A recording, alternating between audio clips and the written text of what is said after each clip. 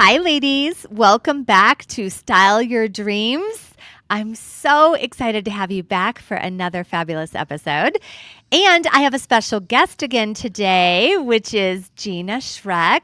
Say hi, Gina. Hi. I was laughing because we did something similar. I was just going to say.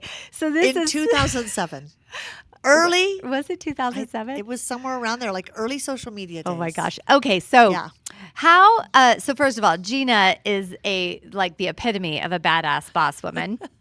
And we've known each other for 20 years? Yeah. A long time. A long time. In the upwards of the teens or low 20s. And I'm so excited to have you on. So yes, back in the day, so Gina and I met and we really connected. We hit it off. Time flies. We just talk and talk and talk. And I was doing marketing and you were doing And I was doing styling. Yeah. And we decided let's go get kicked out of them all. This was so funny. We took microphones around and videoed ourselves doing videos. Here's how long I ago. think they It are was still the on little YouTube. Flip cams. Yes. We had the little flip cams that had just come out. They were all the rage. And we were bringing them videoing into like how to malls. dress Yeah. for the season. And you could probably still find them on YouTube. I laugh because I think we made press passes. We did. We made press passes, which is a legit thing you can do. So stores can't kick you out. They did still try. They did still try. So anyways, we go way back. And I remember you were the first person to tell me about Twitter. Oh, yeah. It was like early days. I wrote a book called Twitter for Business back in 2008. Yeah. And Twitter had only been out for like a year. No one had even known what Twitter was. I was the crazy And Gina's person. like, you need to sign up for Twitter. So I've had my Twitter account since then. Probably haven't posted since then. But yeah, I know. We've all left Twitter since. Yes. Yeah, it's like, But get out of Gina is the epitome of like cutting edge, especially when it comes to social media and trends. You are so cutting edge and so innovative. Sometimes in a weird way where people whisper about you, say, I went from being the weird, she's the Twitter person, to getting into the virtual world I remember space, working with IBM in a I was couple on of your Second Life. Second Life. We had an island that we had trainers in there. We worked with other big companies. Yeah. That was just weird, but it was so creative. Yeah. And then got into the social media marketing space because... I mean, you've been everywhere. Everywhere. And then co-working, when that first came out, I started looking at the way the future of work and how people are going to work, and that interested me. So, yeah, I tend to be restless enough, and I feel the stirring, and I love watching trends of what people will be doing next. Yeah. So it's so fascinating. Yeah. Well, I wanted to have you on the podcast because we reconnected after a while and randomly. And we just had so much to talk about. And it's always empowering to me to talk to you. Whenever I'm with you, I get filled up and want to take on 5 more projects. I know. That is a bad thing. I come up with 100 ideas, so I'm always pawning off. You should do this one. You should start this. You just told me I should write a book. So you should write a book. Get ready for the book. I've written many books, and I tell people, quit. We should not be dying with our knowledge in our head. Right. Get the books out. Right. Get them out. So there's so many gems and so many places we can go, but our intention today is really to have you have fun with us as girlfriends chatting and be empowered by what we have to say. So we've both been successful business owners. You've had many businesses that have been successful. So we just want to empower you to have the best life possible. Yeah. Right? And the topic today we kept coming back to was when we're told no. Oh, we love this. And in fact, I spoke about this with another guest a few weeks ago. But I think this is such a powerful conversation because so much in life we hear no. Yeah. In as people, and then we make it mean something about us. I'm not good enough. I'm a failure. Other people can have it, but I can't. And we let it stop us. And it could be anything from relationships. You hear a no, Yes. and you think there's something wrong with me. Yep. It A could be client. that a client tells you no and you think, oh, I'm a failure at my business. I'm not that good. Someone else is better. It could be a new business idea. It could be writing a book. Yeah. Who am I to write a book? I can't write a book. Or somebody tells you that. It could be something in finances, Could be right? Like you finances. want I want to somebody start to invest investing. or Yeah. you want to create something. And I think this is so powerful because how often have we even let a no stop us Yeah. in our lifetimes? I have an interesting relationship with the word no because I usually say, watch me. Yeah.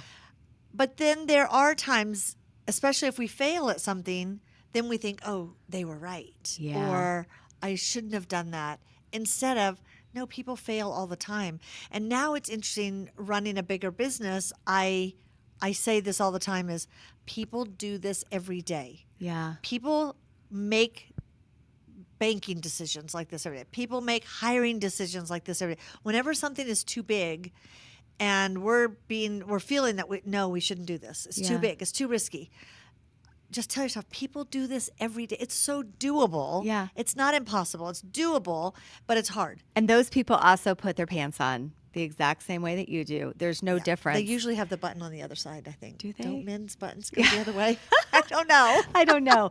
But yes, and we've heard so many great things about no's, right? Yeah. So, I've heard once that you'll hear no after no after no, and it's on that last no that the world was built, because after that last no, you will get a yes. I think there was a Nike ad, too, that said, they'll tell you no. You'll have the door slammed in your face, and then you will succeed or something. But it's like, it's that whole thing of the perseverance to get past the no's.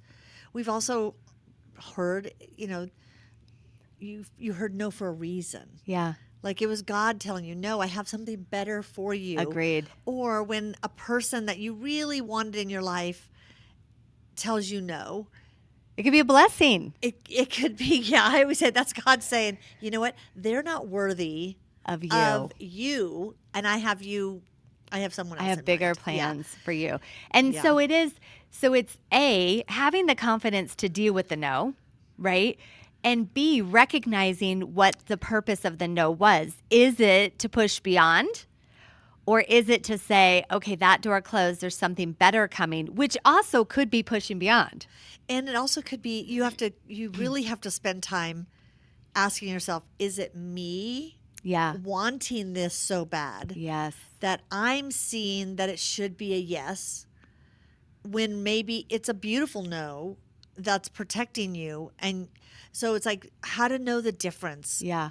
And I was sharing with you earlier. Can you tell that story Yeah. about you starting the new business? I had a very successful marketing agency, and we had 12 employees, and we were looking for an office. And as we were looking, we couldn't find one.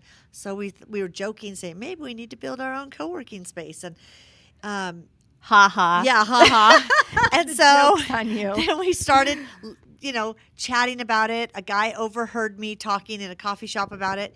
That's why I tell people, start talking about your dreams, because people will overhear. People will say, I know someone. I know a broker. He can show you buildings. So we start looking. I'm looking at small. I'm going, just 5,000 square feet. Let's just start small. And then I went to a conference and learned that you can't be profitable unless you have 10,000 square feet. And I was like, oh gosh, that's too big. But at 5,000 square feet, even when I had that idea, I went to my husband. I said, I think I'm going to build one of those shared workspaces, and I'll have our marketing team will be in there. Yeah. And then we will have other people in there. He's like, oh yeah, that's a great idea, because there's still zero risk. Right. When we're just starting. So I said, okay. Then I spent time, went to a conference, started researching, found out 10,000 square feet, went to him and said, remember I said 5,000? I meant 10,000 square feet is what I'm looking at, and found a building. They wanted, a 10-year lease, and it's, $28,000 a month in rent. And I was like, okay, I did the math. I did all the numbers. I showed him this. This is going to be great. And he's like, oh, that is interesting. I said, so it's interesting. So we're going to need to put $600,000 in. Yeah. Suddenly, it wasn't a good interesting. idea. It was no longer interesting. Well, then it became, at our age, should we be taking risks like this? Because I think at that time I was 50. Maybe I had just turned 50. And he said, at our age, shouldn't we be slowing down? And so then, you know how when you have this great idea and you're like a balloon, you're just like, oh, this is such a great idea.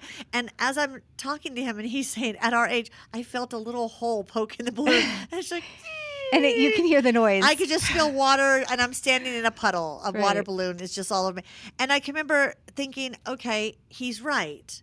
At our age, we shouldn't risk. Oh, he's right. My idea, this is stupid. Like, Yeah. be happy, be content. So sometimes you hear that no, and you start to question your own sanity. Yeah. Like, Which isn't bad to question It's yourself. not. It's bad to keep questioning it's yourself. bad to quit Yes. at that point. And it's bad to quit. because it was too soon to quit the idea, because I was so passionate about it and was so excited about it that I went back and I was like, okay, I need to do more research. And Yeah. so sometimes when there's a big risk involved, you might have to go back and say, okay, he's saying no because he's a very risk adverse person. He also sees, he was 60 at the time, because now he's 65, I'm 61.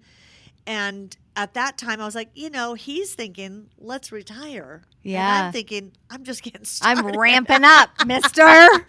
And so I had to go back and do a lot more research. And it was good, because then I was able to bring more data to him and explain why these trends in shared workspaces are going up. Yeah. And at the time it was like only 12% of commercial real estate is in shared space, and it's anticipated to go to 30%. And how What's it this at is now? going to be, I think we're almost at 30%. Wow.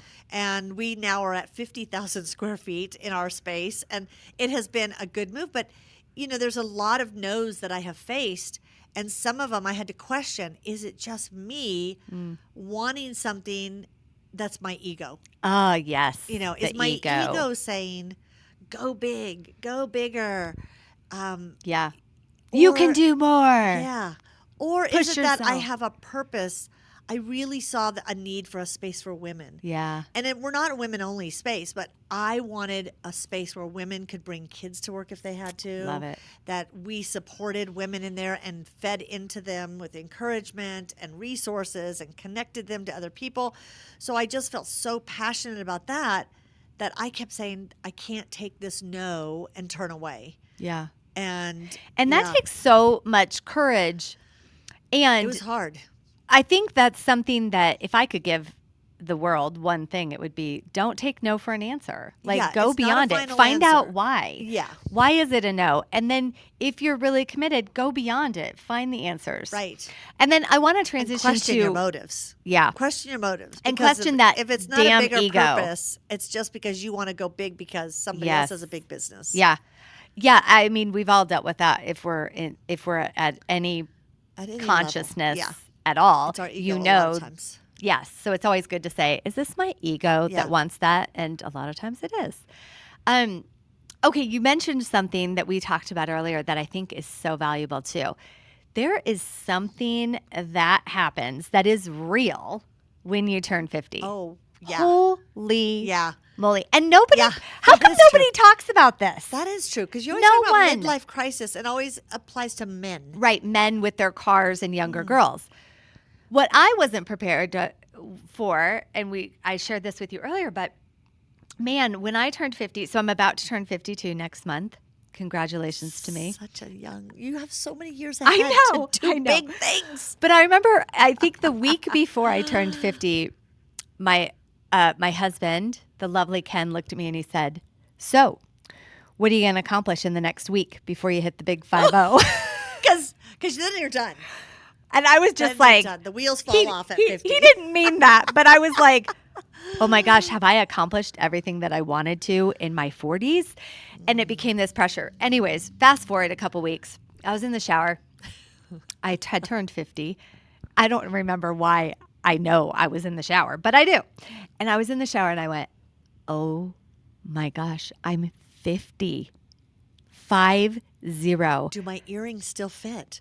Do my shoes still fit? I mean, it was like Can I walk? revelation for me, but it was Yeah. like, it wasn't that I was dreading being 50 because I'm still hot and in charge. Yeah, right? So exactly. it wasn't that. It was more like, my time is running out. Like, I'm 50, which means I have 10 years left to make my mark. Which I wonder why you thought 10. Well, it's because growing up, everybody says you retire when you're 60. Which is true. And then it became like our parents, when they were 50, they were old. They were done. they were old. They were done. So but that could be. And then it's also like nowadays, it's like the big ego thing is like, I retired early.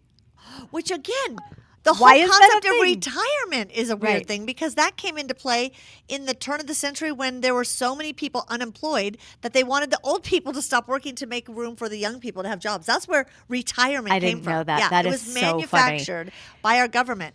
And I think the whole concept of I've never thought of retiring as a desirable thing. I always thought, well, I travel all the time anyway. Right. What do you do when you retire? What would I do then? Besides, and I even asked my husband that. What do I do? What would we do? Yeah. You keep saying at our age we should be slowing down. I go, what does that look like to you? Right. And he's like, well, you like to paint. And I said, but not every day. Right. You like to, I like to garden. I like to write, but not every day. Right. So I think the whole concept instead of retirement is thinking of how long do I want to contribute? Right. How long do I want to? And with Stay women contributing. like you and I, who are multi-passionate Right. ladies, so I like that I had this conversation. Like, my time is running out. I have 10 years. And for me, it was like, I have 10 years to make my mark. Like, what contribution am I here to make on this planet? I'm making mine when I turn 80. Just Okay, letting good. you know. Good. I got 20 more years. I love it. I love the spaciousness of Yes. that. We need goals of people that are 20 years older Right. than us. But here's what was great about that is that it forced me to take a hard look at my life and go, is this all that I want to be doing? And it wasn't. Yes. So I changed things up, and which was so powerful. But the more I talk to women who are about to turn 50 or have just turned 50 or who are into their 60s, everyone talks about that's when it started, is when you turn 50. I think because when we're in our 30s and 40s, we're making an income. We're kind of Yes. coming up this Growing. ramp, and we're growing. And then we get to a point where we're like, I'm making enough money. I can't just shift and suddenly not have the income because I really like that. So I in have our a certain 50s, lifestyle, I have a certain ladies. lifestyle. So then I think when you turn 50, you're thinking, I can't just start over. But the reality is you can start over. And yet we both did. And we both did. And I think I just read a book by Chip Conley, and I think it's called The Beauty of Middle Age or something about middle age. But he talks about we're now into this modern elder Yes. era where we have so much experience and wisdom that it's a different shift. That now there's another book called Strength to Strength. Now we're in a time where it's time to give back and Yeah. empty our head of wisdom and experience and move into a consulting, a coaching, which I love in our business in co-working. Every day I coach and mentor businesses. Yes. And I think it's one of those things that we don't feel that we're qualified in our 30s to coach, or at least Yeah. when I see coaches in their Actually, 20s these and 30s, days, I'm kind of I'm like, I how are know. you going to help How are me you? through my life issues? You're living in a one-bedroom Right. place. Your car is run down, and you are a life coach. Like, help me understand that. But Right. I think when you hit a certain point, you say, okay, now I need to shift from consuming Yes. to contributing more. Yes. And I think we do feel that stirring, Yes. and especially as women, Yes. that it's time for us to do something that we feel passionate about that we never thought we could. Mm-hmm. And we are making too much money to say, I'm just going to can step away. and start a dog grooming business that I've always wanted, or whatever it is. Maybe you wanted No, to. Gina's not going to No, start a no, dog grooming business. Although I do have 4 Chiweenies. Oh, okay. They take 0 grooming though. Okay. But I mean, you might say, I want to move to another country, or I want to write a book, and I want to travel and start writing.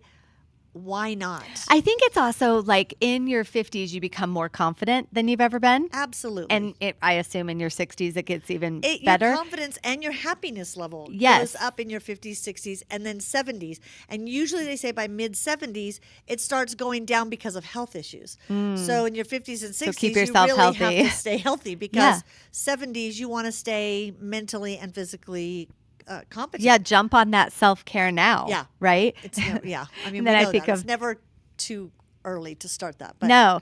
And I think that is how these conversations connect is really it's okay to find a new passion Right. later in life.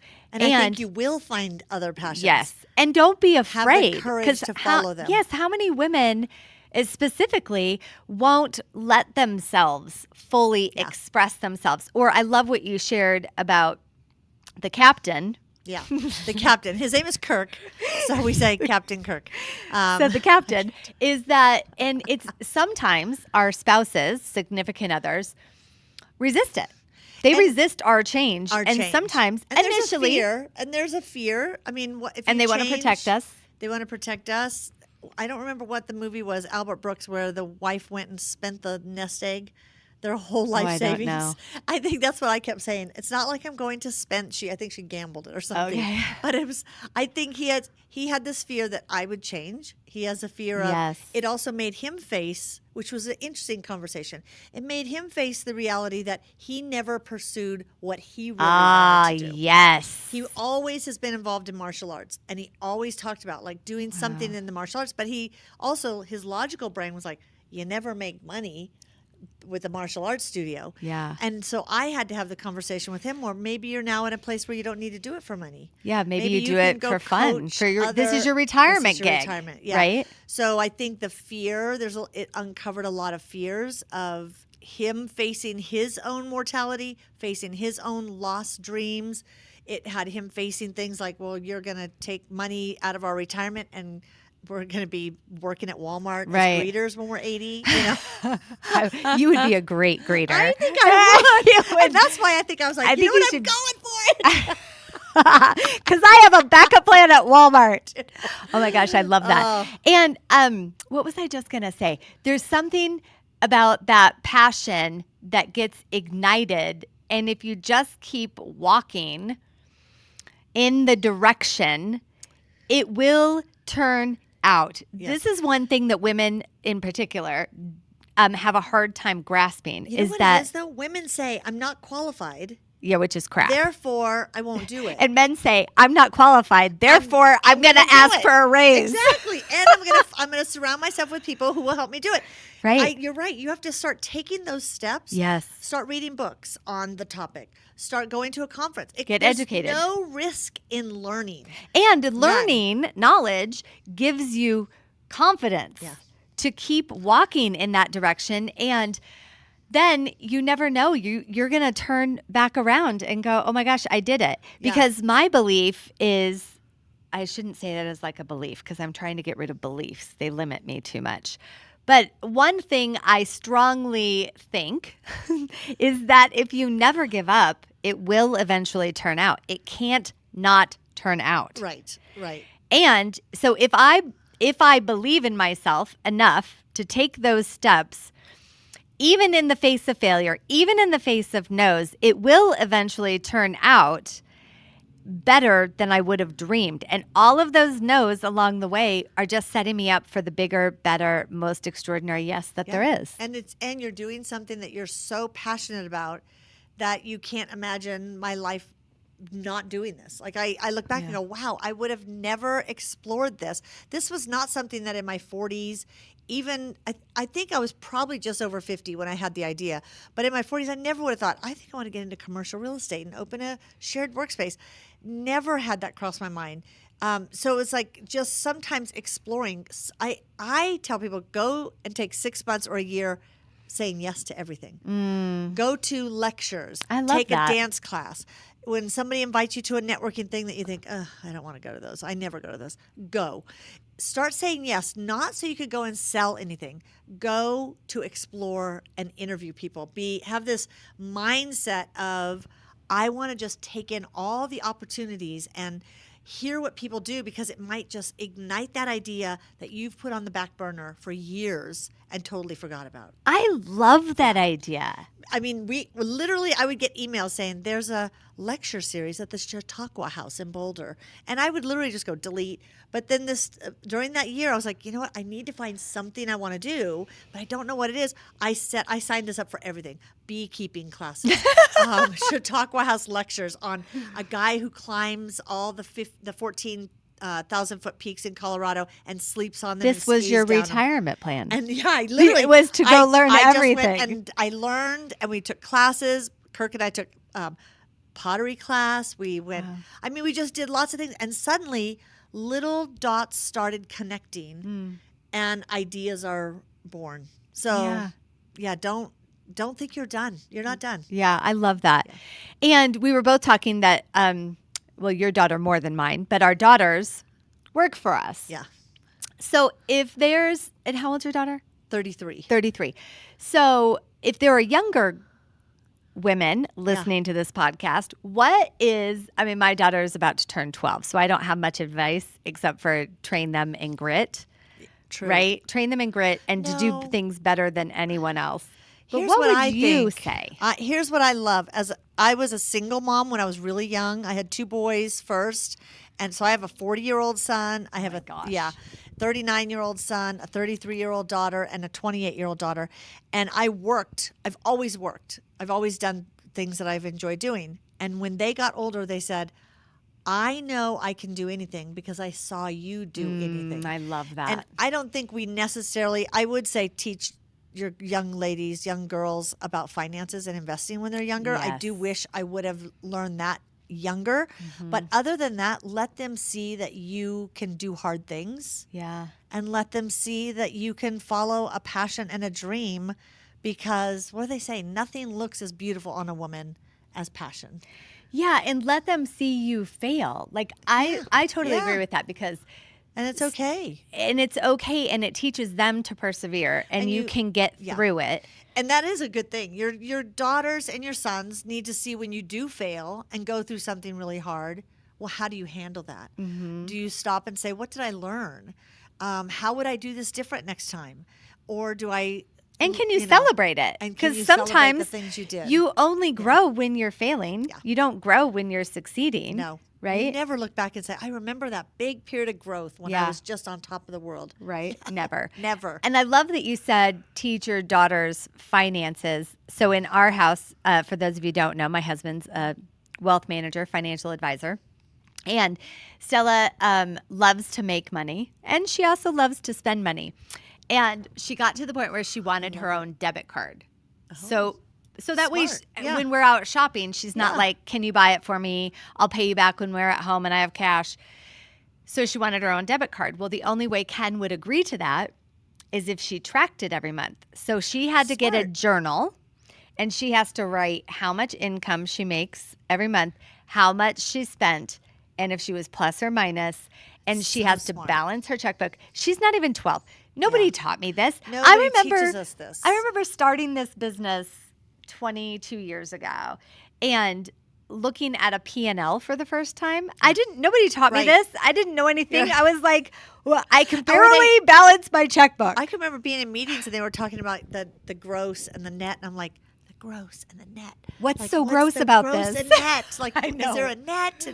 And like, we need to learn these things young, men and women, but especially women. We grow to a point, and most women my age, there's my age thing I keep saying, but in my generation, we kind of let the men handle that. Yeah. And we just looked at it as, he likes doing that. But then how many women get divorced and have how many women have a spouse die before them? Yes. And they don't even know where anything is. They don't know the passwords. They don't know. They don't even know their financial advisor's name. Or that they had a house that was a second taken. I had a friend whose husband died, and she thought her house was paid off, and he had a gambling problem. No. Her house was, So she was left with absolutely nothing. And I thought I would never let that happen to myself or my daughters. Like, they teach your daughters to be financially savvy. And and speak to yourself. You need to, at any age, start learning to become more financially savvy, because we all should know. Yeah. We all should know these things. And I think a lot of what holds us back as women is the big F word, fear. Yeah. Oh, I was going to say failure, but fear. Failure. Yeah. But it's fearing failure, fearing right? Failure. And I think that holds us back so much in life, and we don't give ourselves permission to just take risks. Like, what is the worst thing that's going to happen? And if you tell me I would lose everything, well, if you built it once, couldn't you build it again? Yeah. You can. You can. And even if you didn't build it again, You you'd could build something something else again. better. Better.